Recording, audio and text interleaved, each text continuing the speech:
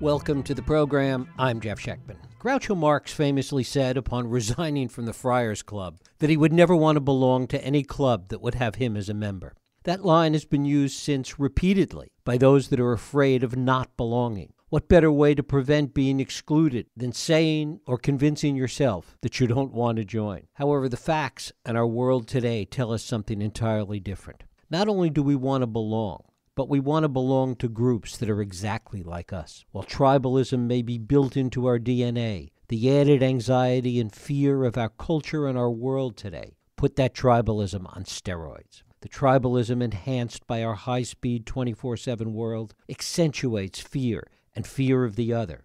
It drives our identity politics, and it fuels our confirmation bias. In short, the more we want or need to belong, the more we are divided, all leading us to the conclusion that indeed Groucho had the right idea. We're going to talk about this today with my guest, Howard Ross. He's a social justice advocate and a founding partner of Cook Ross. He has consulted on areas of corporate culture, change, leadership development, and diversity and inclusion. His work has been published in the Harvard Business Review, the Washington Post, the New York Times, and other publications. He's a best-selling author, and his newest book is Our Search for Belonging, How Our Need to Connect is Tearing Us Apart. Howard Ross, thanks so much for joining us. Jeff, it's great to be with you, and you couldn't have more perfectly captured the essence of what we're here to talk about in that introduction. Well, thank you for that. First of all, one of the core things that you talk about is that this idea of needing to belong is really one of the most primal things that we have. Talk about that first. Yeah, absolutely, Jeff.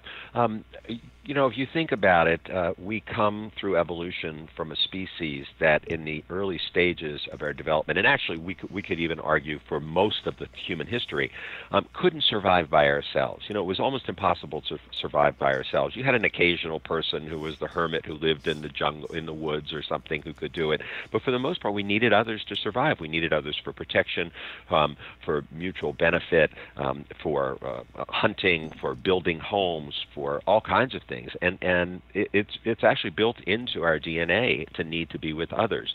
Abraham Maslow created his famous model in 1943. I'm sure most of our listeners have heard of Maslow's hierarchy. And the basic argument was that you had to get basic needs met before you got other needs met. So the basic ones are the physiological needs, and then safety. And then in his model, which is usually depicted as a pyramid, you go then to belonging, and then self-esteem, and finally self-actualization. And basically what Maslow was saying was, if you're starving to death, you're not going to be sitting around contemplating life. You're going to be out looking for food.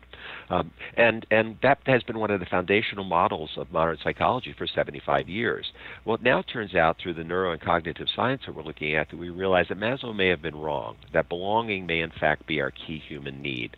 And if you think just logically, it makes sense. The most vulnerable time of a human being's existence occurs immediately after birth.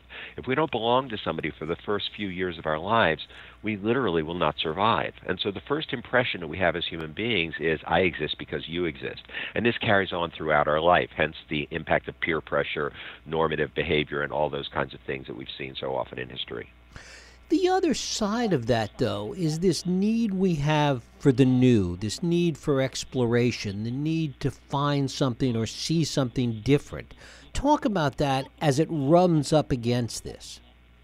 Yeah, we do have various levels depending upon our particular structure as human beings. Some people being more adventurous than others, some people being more driven to hold on to the status quo and order as we know it. And anybody who has 5 friends know that you have some of them that are one and some of them are the other. You have the one who's willing to try something new when they go to the restaurant. You have the other who wants to eat the same thing that they've eaten every time because it's dependable and a sure thing. So there's no question that some of us do that. But for most people, and it's important for people to realize when I talk about these patterns, I'm talking about archetypes of behavior. Right. There are obviously exceptions to any rule, but I'm talking about the overwhelmingly archetypical human behavior. Even when we venture out, we generally try to formulate those new things within the context of that which we've done already. So we expand ourselves, but we don't necessarily snap ourselves and go into something completely different. We usually reframe that. And so, one of the things that we can do to try to break down some of these barriers is actually to use that kind of curiosity that you're talking about, which is one of our greatest human qualities, the curiosity that leads to innovation and deeper understanding. To use that curiosity to try to understand, what do people on the exact other side of this, for example, political equation experience? What do people who are different from me racially experience? If I'm a man in the face of this Me Too movement, what are women experiencing, and what would it be like to be one of them in this setting? To literally, as you know, we've heard so often said, to walk in another's shoes, to see what it might feel like. And it's that curiosity that you're talking about that can help us break down some of these barriers. Of course, what gets in the way of that, and what has been so difficult of late, is the amount of fear that people have as a result of a world that is changing so rapidly, a culture that is changing, and that is sort of always on 24/7. And that fear really stands in the way of that exploration in many cases. Yes, absolutely. And I would suggest that that the fear that we're experiencing now is almost like a societal level of post-traumatic stress that we've been living in, really for since 2001, since 9/11. That we've dealt with a level of fear that we haven't seen before, and we know from studying the brain what happens when people get into intense fear situations. Daniel Goleman, the guy who we credit with bringing emotional intelligence to the world, or the study of emotional intelligence to the world, has called it an amygdala hijacking. What happens in the brain is the fear center of the brain, the amygdala, which is generally there as our core protective mechanism, but can often be mitigated by our metacognitive abilities, the ability to watch ourselves think, that lives in the prefrontal cortex, which is the most powerful part of the human brain, and maybe the most unique and distinct part of the human body in general.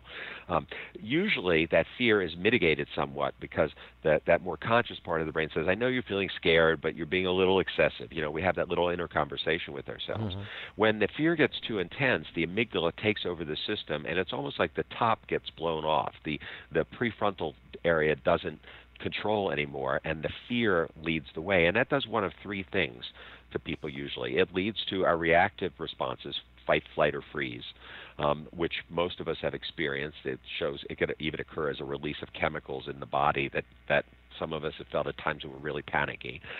It leads to wanting to take control of our situation. When we feel fearful, we feel out of control, and we do that either by grabbing control ourselves or by turning towards somebody, usually historically, interestingly enough, a man who has a strong sense of feeling like this person is going to control things for us.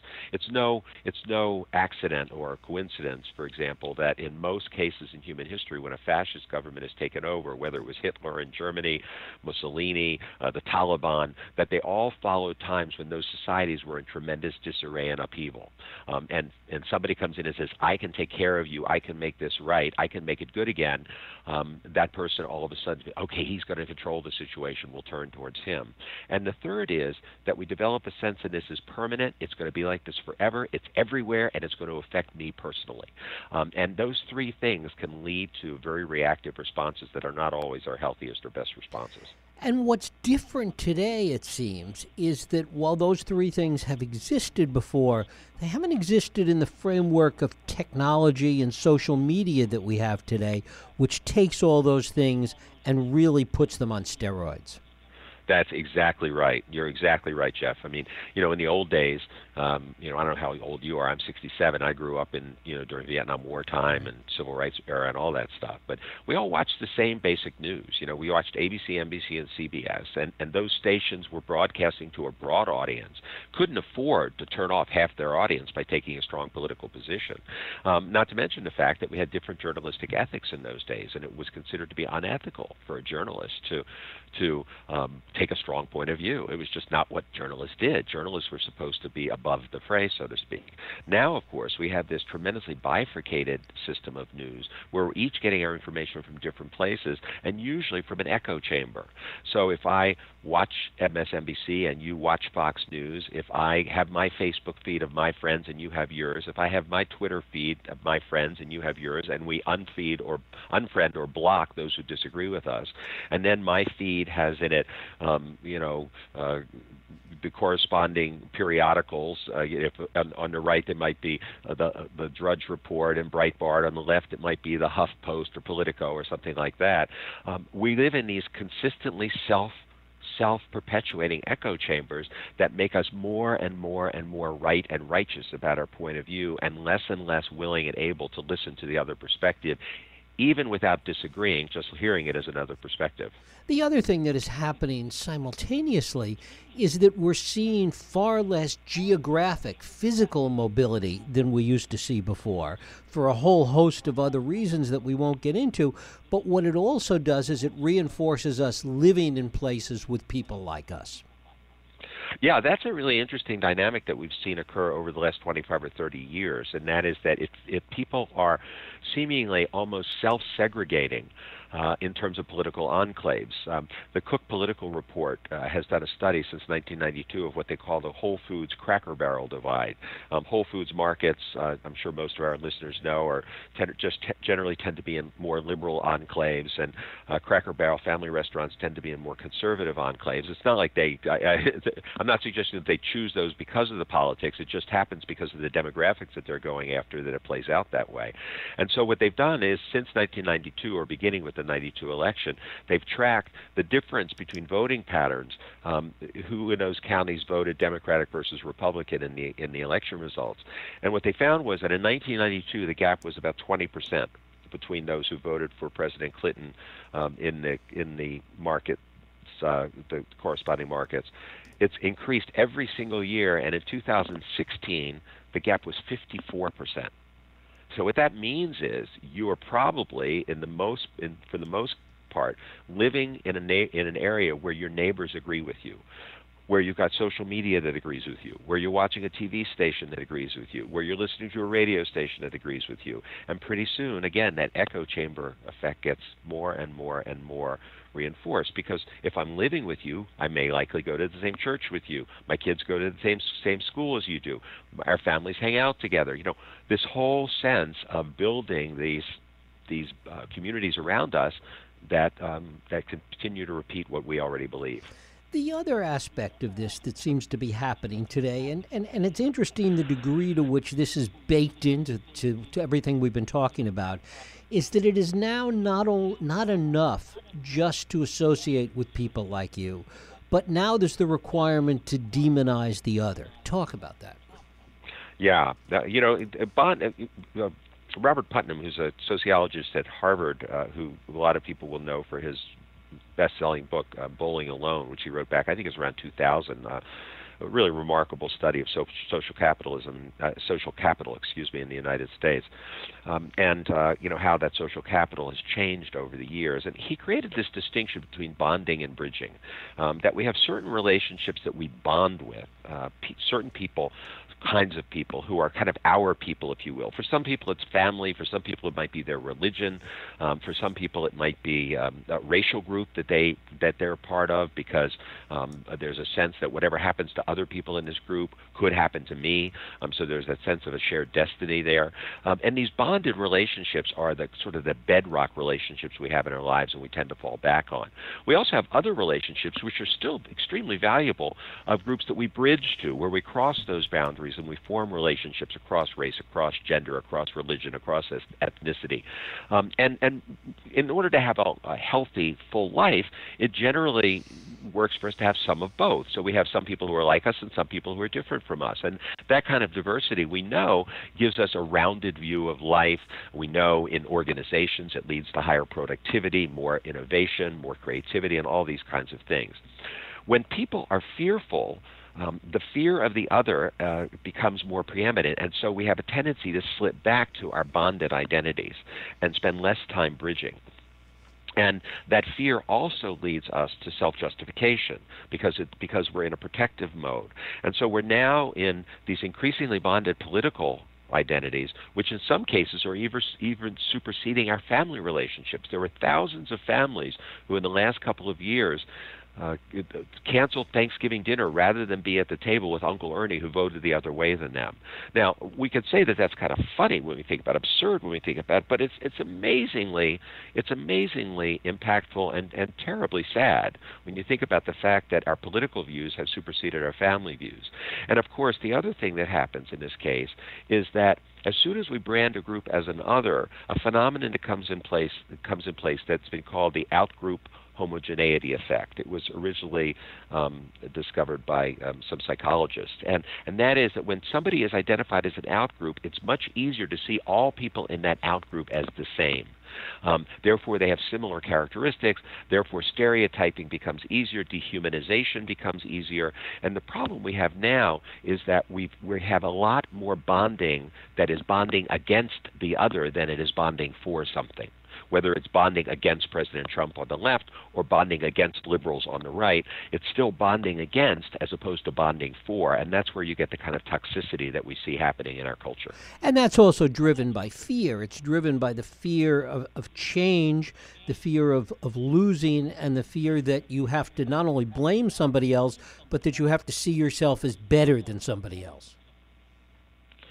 Well, that's right, and this is where the righteousness comes in place. There's a wonderful book that I recommend to people all the time. I think it's one of the most important books in America today. It's called The Righteous Mind, written by Jonathan Haidt, H-A-I-D-T, who is a professor at NYU. And John studies moral psychology, and he does a brilliant job, I think, of understanding why it is that liberals and conservatives see the world differently and how we are looking for different things, which when we work together can give a great sense of integration and mutuality, but when apart can lead us to see things very differently and to, as you said before, demonize the other. So it's no longer you disagree with me because we have differences on issues. It's you're now one of those people who I don't like. And along with that comes all the negative toxicity that we're seeing. Mm-hmm. How can we see any other possibility but this all ending very badly? Well, I think that, I really believe that as citizens of a democracy, we have a responsibility to create our own experience. And I think it starts with us as individuals. And so let me talk about that for a moment, and then we'll talk about institutions and what institutions can do. I think as individuals, one of the things that we can do is we can start reaching out to people in our lives. I mean, one of the things that I did for the book, having been somebody who's mostly been on the liberal left for pretty much all of my life, I should say, I started by starting to interview people who voted for President Trump. And, at the time the book was written, I'd interviewed about 50. Now it's well over 100. And what I found in talking to people was my own stereotypes started to melt away. It's not that we agreed on issues. There's one gentleman who lives in Florida. His name is Paul, who I've developed a particularly close relationship with over a course of 20 months. We've never met each other in person, but we've talked on the phone and mostly interact through Twitter and social media, other forms of social media. We disagree on most things, but we've developed a very respectful, mutually appreciative relationship in which we bounce ideas off of each other. I was just interacting with him this morning about what's going on in Jerusalem right now, for example. And at some point Paul said to me, he said, you haven't changed my mind about much, but you changed my mind about something very important. You changed my mind about liberals. And I think he's changed my mind about conservatives in the same way, because even though we disagree on issues, I see his humanity and he sees mine. And I encourage people to have those conversations, not with an intent to convince, but with an intent to understand, to see why from your side of the world the kinds of things that are offensive to me look okay, and why from my side of the world the kinds of things that are offensive to you look okay. Mm-hmm. These are the kinds of conversations that start to rebuild our sense of a common humanity and a shared destiny, and help us understand that we can disagree on issues but still relate as people and respect and appreciate each other's humanity. Yeah. From an institutional standpoint, workplaces have an incredibly valuable role that they can play right now, because the workplace is one of the few places where people are forced to come together with people who are different from them and still work together. And there are great places out there. Target is a great example. General Mills is doing some great work around building courageous conversations. Kaiser Permanente did some great work in their culture around this. There are a lot of organizations who are trying to create these environments where people understand their biases, they understand their reactions, and can learn to communicate and relate effectively. Yeah, it's interesting on two fronts. One, there was a column, and I don't remember who the columnist was. It was somebody either in Florida or Chicago, I can't remember, talking about the fact that we no longer need to understand people that disagree with us profoundly, that in fact you're not going to convince them, it's not going to make any difference, and besides they're wrong, so why reach out to understand them? And there's too much of that going on now. But the other part of it, with respect to the workplace and what's going on within companies, may be the answer to some of this, because it's what's going on and the divisions that are going on are bad for business. And to the extent that economics might be more powerful than the politics, that may be the way out. Yeah, I sometimes call that enlightened self-interest, Jeff. It's true that that there could be a tendency for people to say, okay, I may not have a personal issue about this, but I can't have an environment where half the people who are out there in the marketplace are afraid to come in my store because I'm so decidedly on one side versus another, and therefore I try to create an environment of mutuality and respect, and hopefully that does lead us in that path. And in some cases that may very well be the truth. There's no question that the economic impact on the media has contributed to its negative breakdown, in the sense that in the old days you had to speak to that larger audience to hit your economic numbers.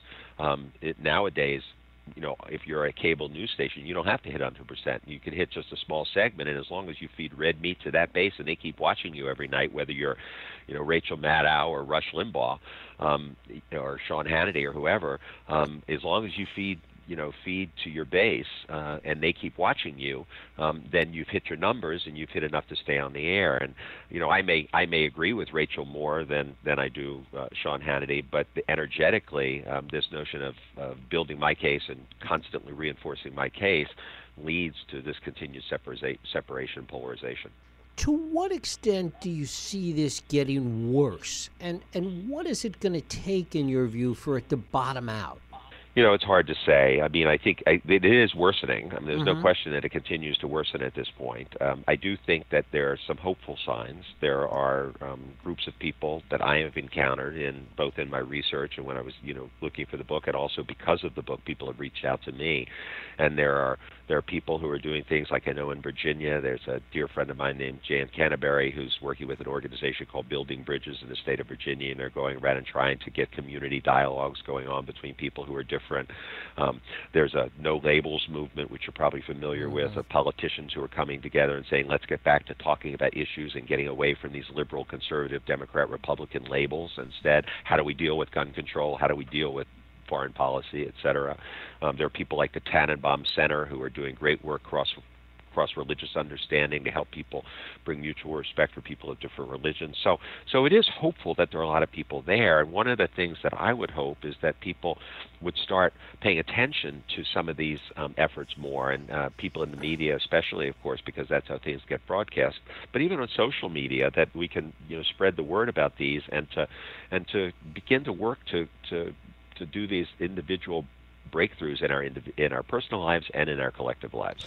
And I guess that's an important question, whether this, and one that's debated frequently, whether the answer to this is from the bottom up, whether it is the kind of grassroots efforts that you're talking about, or that it's going to require charismatic leadership to make these points and to really sell the idea of coming together.